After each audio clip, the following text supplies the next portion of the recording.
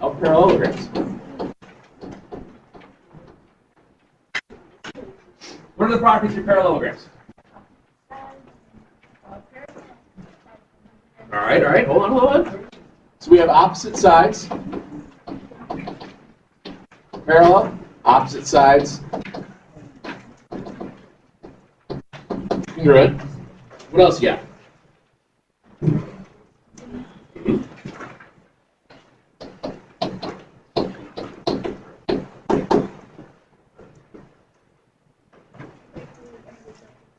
Yeah. Someone in second hour brought up a good way of saying it. You know how we talk about consecutive angles are congruent? Well, when you're looking at a parallelogram, I know it's kind of badly drawn. One of the guys in second hour said angles on the same line. Angles that share the same line are supplementary. If you think about it, the angles that are on that line are this one and that one, aren't they? So they have to be supplementary. So if you forget what it means to be consecutive, if you remember the idea that angles on the same line, it makes it a lot easier. Okay, angles that are that share the same line are going to be supplementary. Well, that was a good way of doing it. And there's one other. Correct. Diagonals bisect.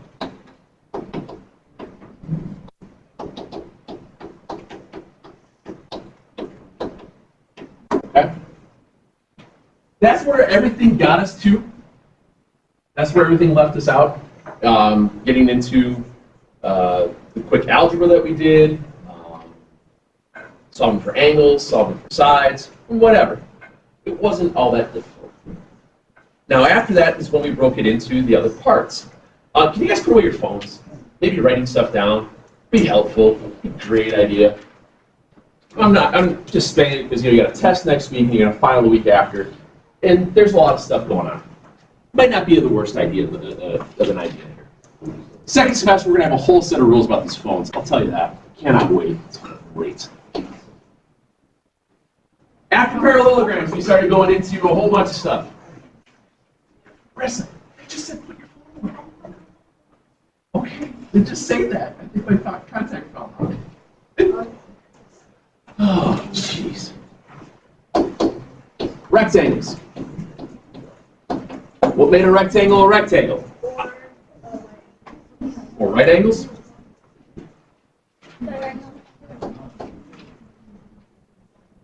You guys done? Come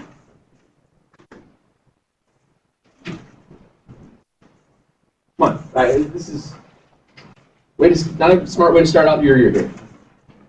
4 right angles? And you said something else? Yep. Yeah, diagonals congruent. And that was all there was. Okay. Because after that, then you had to go into anything else more specific became squares. Because the other one was the rhombus.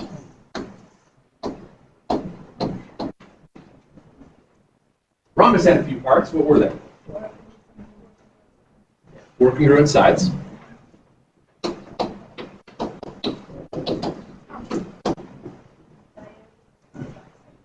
They still bisect, but there's something else about the diagonals. The diagonals bisect the angles. And when we talk about diagonals bisecting angles, that's the angles that are in the corners. Okay. But there's one other thing with the diagonal. Perfect.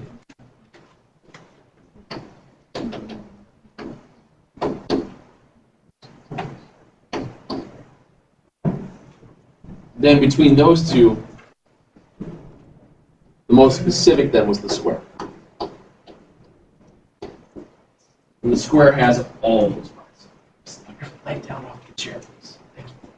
The square had both parts, or had both, all the parts of the rectangles and all the parts of the rhombus.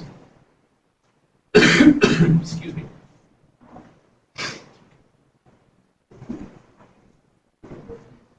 So we had 4 right angles. We run diagonals. Diagonals. Oops.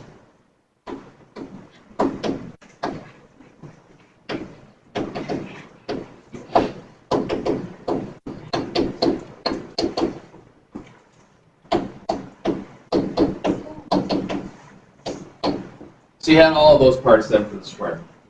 Again, this was not anything ever even remotely difficult from what the stuff we were looking at. The biggest thing that you guys were messing up was deciphering whether or not what shape you had given specific parts. And the reason why I say that is because I've seen how some of the stuff came across with second hour. So I'm just going to kind of have this feeling that that's kind of also what happened. Also, when we get into some of these things, we kind of forget how to algebra. For example, if I go back to this, and I just want to do this one at a time here. What's the most specific name you can give that? Wrong.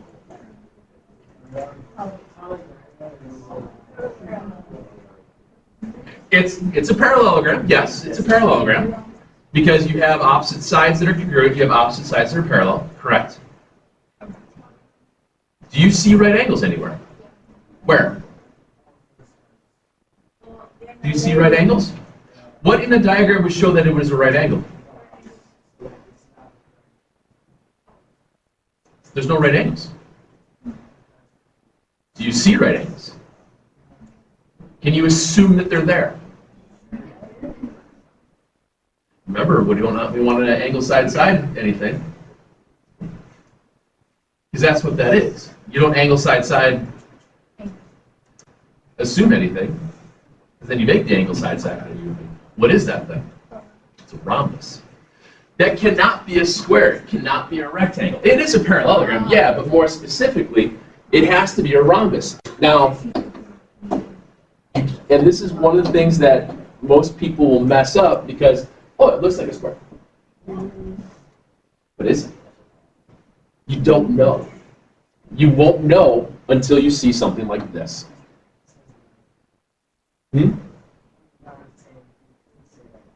Yeah, this could be 90.1. This could be 89.9. And it would still work to be a rhombus. Now, the idea here is that if you have just one right angle, since it's a parallelogram, what's the angle that shares the same line have to be? Which means this would have to be, 90. But since there aren't any markings there, put your leg out of the desk, please. That's how those things will eventually break out. Lord knows they're not going to buy us new things. The only reason that you can't do that is because it doesn't say it. You cannot assume it. You guys have to understand that you can't assume things like that. The only time you can do that is if you see the literal little box there. If you don't have it, it's not there. Okay. Same thing here. What's that have to be? We just talked about a rhombus, and a rhombus has all four sides the same. So is 4 and 5 the same? No. No, it's not. So, what does it have to be? It's got to be parallelogram. It has to be parallelogram. There's nothing else you can say that is. All right? Now, if you had the rectangular box in the corner, then it could be a rectangle. What I mean by the rectangular box is the square. But if you don't have it, you can't say it. The only thing you can say about that is that, in fact, it is a parallelogram.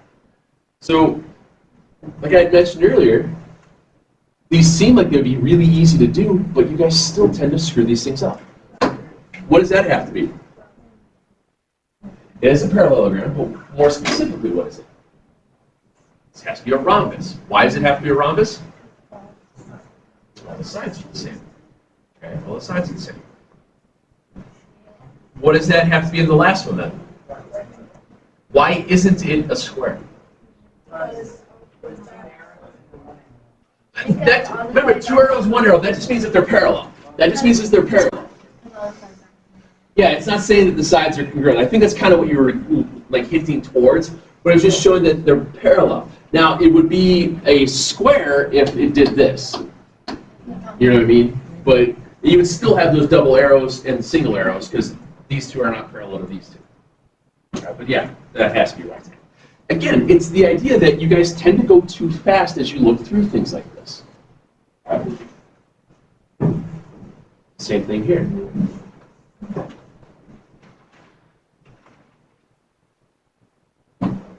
What has all sides that are congruent? rhombuses and squares. Okay? What has opposite sides that are parallel? Rectangle, rhombus, square, parallelogram. Anything that's a parallelogram has to have that. Remember, when we talk about the whole idea of, see if I can get this to blow up here. We talk about this in terms of what we call like the family tree. Each piece below has all the properties of what's above it.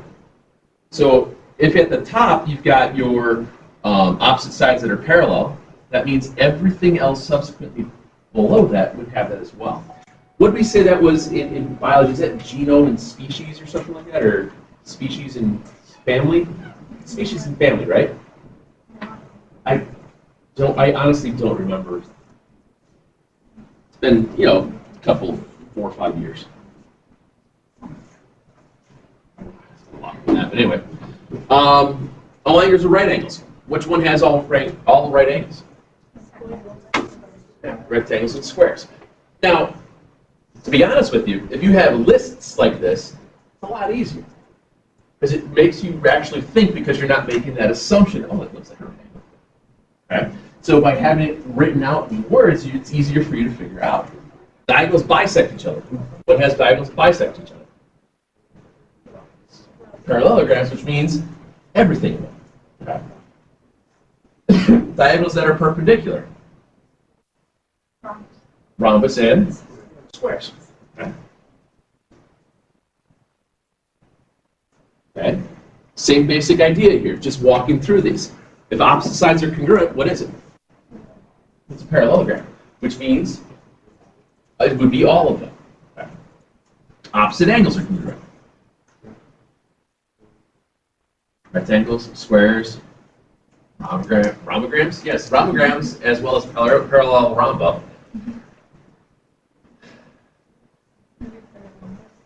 Parallombus.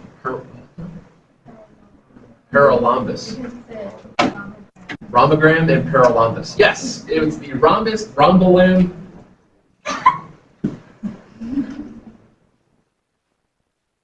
I'm not used to mathing. I'm not used to adulting. Let's just say that. Consecutive angles are supplementary? Yes, sir. I don't have any passes. I don't know what happened to it. It's gone. I had to order a new one. It'll be a day or two. I'm sorry. You'll have to survive. Consecutive angles are supplementary. What do we got?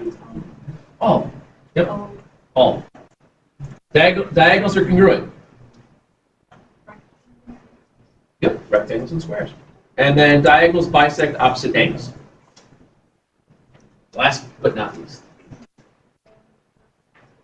Rhombus and square.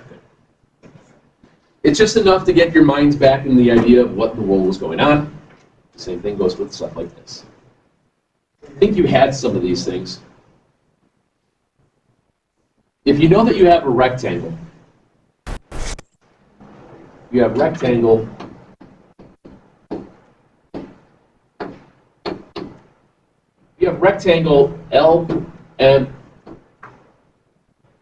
LMNP, and you have to figure out what these values are. There's 2 separate problems here. What don't you have in front of you? Diagram. Now, if you know it's supposed to be a rectangle, can you kind of get away with drawing a rectangle? Yeah. Now, when you go to label it, where do you start with L? Does it matter what vertex you put L at? No. So if I put it at the top left, and I usually label things clockwise, what's the next angle going to be? I know, or you probably said N. Okay. Now, LN then is what? Yeah, what is it in the rectangle though? Diagonal. Okay. It's a diagonal. And MP is another diagonal. What do you know about diagonals in a rectangle? They're the same. They're equal to each other. So it's the idea that you don't have a diagram, you've got lettering. You make a quick little sketch of what it might look like to figure out what parts you're dealing with. Are you dealing with opposite sides? you're dealing with diagonals, things like that. So here you would know that you'd have to write out that 9x minus 14 has to equal 7x 4. Okay? And you go back to mathing. Well, when you go back to mathing, you have, what, 9x minus 14 is 7x plus 4. You've got variables on both sides. Pick out the little guy, so subtract the 7x. What do you do with the 14 at the same time? Add it back over.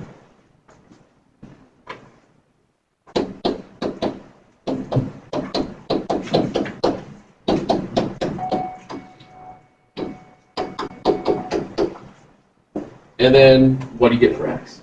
9. Right. Now, I was talking about this with second hour. Sometimes you're going to be asked to solve for x. Sometimes it'll ask you to solve for a specific part. So if it asks you to solve for MP, what would you have to do with that value of 9? Yeah, you have to substitute that back in for x. So one of the things with our test coming up for the final, it is partial multiple choice and partial short answer and so on. Now, as I think I've mentioned to you guys this before, when you take, what sucks about multiple choice tests for math is that, not the guess part, but let's say you didn't read the question fully and your choice of answers for the multiple choice, one of them was 9. Well, 9's correct, you solved for x correctly, but you didn't read the rest of the question. The rest of the question would say, hey, figure out what MP equals. Well, MP is going to equal 7 times 9 and add 4, which is 67. I'm sorry, I didn't hear what. What do you mean by big problem? If it asks you for NP, that's why I wrote down the NP was the 7x plus 4. So I did 7 times 9 plus 4. That's why I wrote that down. Okay. If it asks you for ln, it's going to equal the same, but the questions a lot of times will ask you to solve for, let's say, solve for NP, but you might have gone through the whole thing, just wrote down 9 and filled in your little bubble. Well, on a multiple choice test, it doesn't know to, well, they got that far, but they didn't know what they didn't read. But you're just wrong. Okay? That's why what we've done this year is changed it up. That's why we'll have multiple choice and short answer stuff. So the possibility of having a problem like this, let's say you did just write down 9 as your answer, and you forgot to fill in and substitute something in. Well, you'd still get half credit. You know what I mean? It's the same thing I've done before in testing. You got so far, but you just forgot to do something. You circle and take a point off. Multiple choice tests, they just be wrong. So you get no credit for it. So that's why we're trying to change up a lot of our tests. That's why we rewrote that's why we were gone for that whole day of rewriting everything out. That's what struggled, but it's to make it fairer, really, to make it more of a valid assessment for you guys to go through. I was talking about this with Mrs. Thrower, second hour with the class. Our old Scantron, you guys ever seen an old Scantron where it makes noise? Do you know the difference between something that's mechanical versus something that is electric? Mechanical has actual literal moving parts. I mean, electric does too, but electric is a little bit smoother. So if I'm looking at something that's mechanical, it's kind of like an old-fashioned typewriter. An old-fashioned typewriter, you press the key, and a thing came up, and it hit the ink pad, and it hit the paper, and you heard an actual click. Okay. Whereas if you're looking at electric stuff, it's like a laser imprint. It just kind of scans over it, and you don't hear anything. Now, the old Scantrons, when it ran through the systems, for everything that something got wrong, you'd hear as it went through the test. So you would hear people that did really well, or somebody that did really bad, as it was going through. So it was kind of funny. You'd stand there, and most schools only have one Scantron, maybe two. And if you're running through the machines and you're with somebody else, not pretty, okay. The next one, it just kind of goes all the way through. You're like, did you put the wrong key in or something? So it was just kind of funny that we brought it up. just have to be careful with tests. That's one of the, like we were saying, that's one of the main reasons why we changed that final screen. Okay. Where's the other one?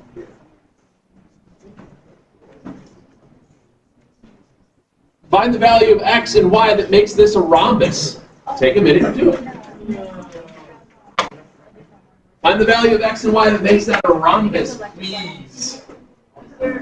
Yes, ma'am.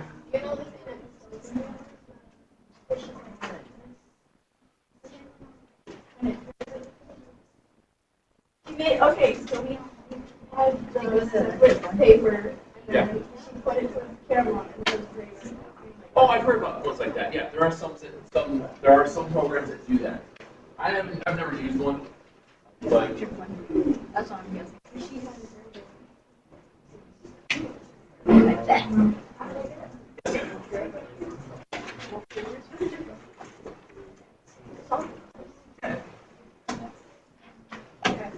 Find the value.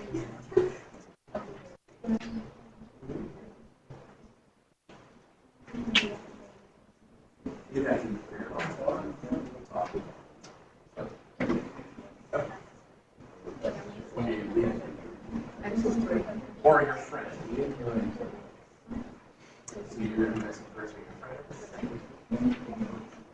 Oh, that's.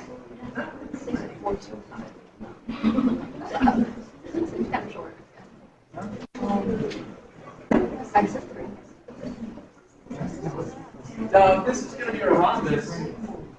If that's going to be a rhombus, what do you know about all the sides? Well, it's the same thing. They all have to equal the same. If they all have to equal how much? 3. Oh wait, 15. It's not just that. I just don't want. Over time, these are pop riveted, pop welded. It's just cheap stuff. It's like I can stand on this can. It's not going to crush, but over time it'll weaken itself out, and then it'll do that. It's the same thing's going to happen with these things. That's why I always say keep your feet.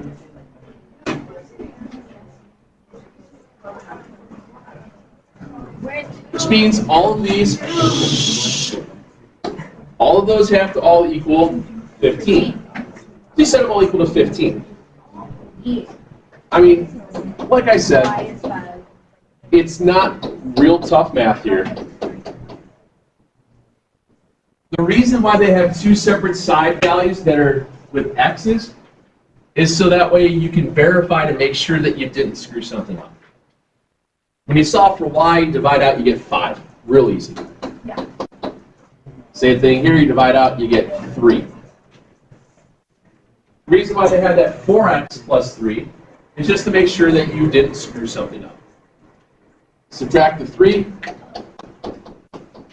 and again, you get 3. It's just one of those things just to make sure that you solve and you didn't do, 5x equals 15 and you didn't accidentally write down 10. Happens all the time. Be careful with the math. It's not, you don't know how to do it, just you're going to make a dumb mistake.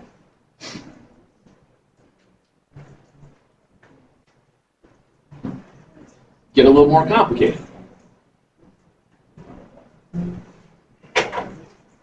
If I want to solve for x, y, and z in this case, I have to first figure out, it says it's a parallelogram. Let me blow this up a little bit.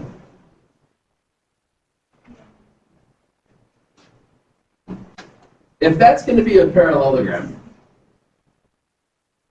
and you already have certain parts of it marked. So if it's a parallelogram, you've got two sides that are not opposite each other, but they're consecutive. But parallelograms have opposite sides that are equal, correct? Yeah. So in the grand scheme of things here, doesn't that mean that that has to happen? Which means what shape is that? It's a square, right? Even though you only see that you have one right angle, since it's parallelogram, once you have one right angle, you have to have all right angles because of all the different rules. The consecutive interior and so on. Opposite angles. So this tells you it has to be a square. Okay? Now, what do the diagonals do to the angles of a square? Bisect. Which means 9x has to equal how much? Good. 6Z has to equal, and angle 1 has to equal how much? 90.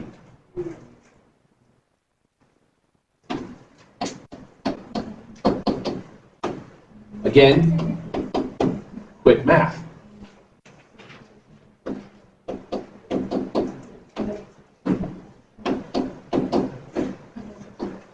$32.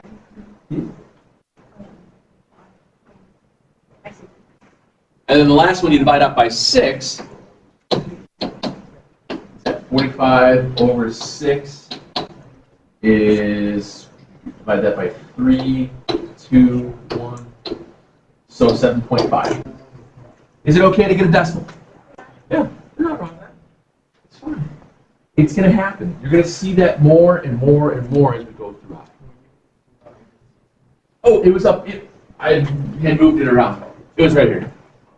I just made it up. It was clean. No, it was already there. I just had scrolled up. Now, again, it's not that the numbers are stuff that you have to be able to figure out is going to be all that difficult. It's just how do you use it to make everything else work? How do you make everything else work?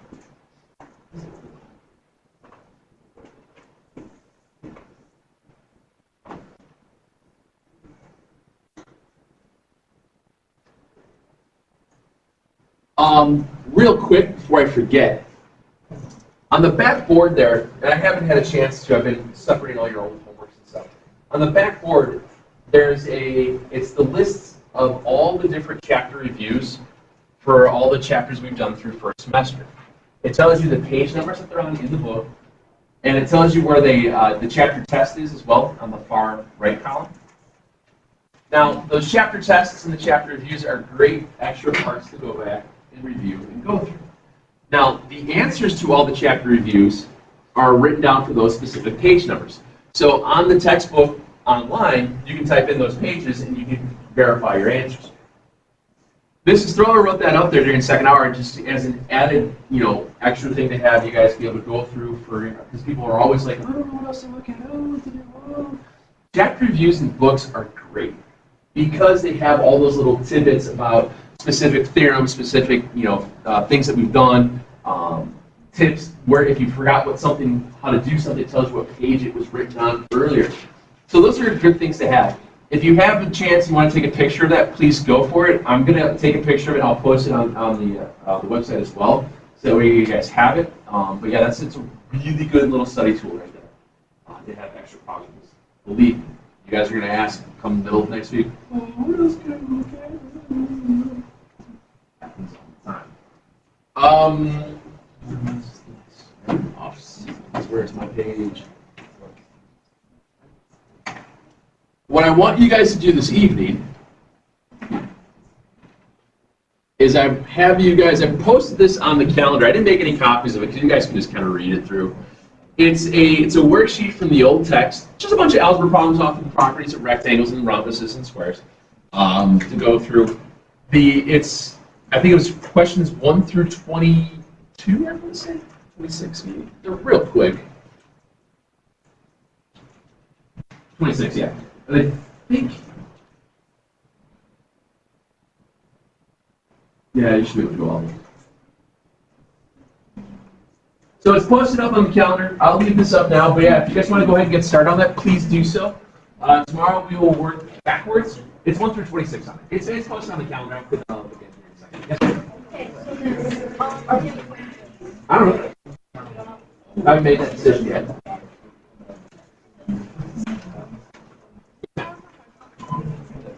Yeah. Anyone else not get a hard copy of the review that needs one? You? No.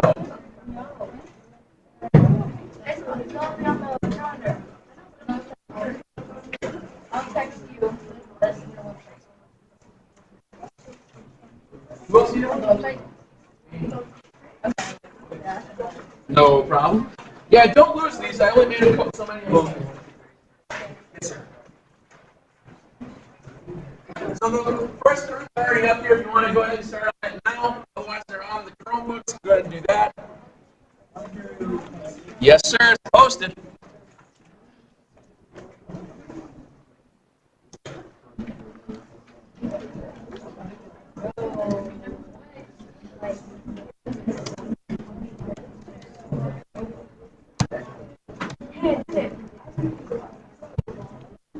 I wrote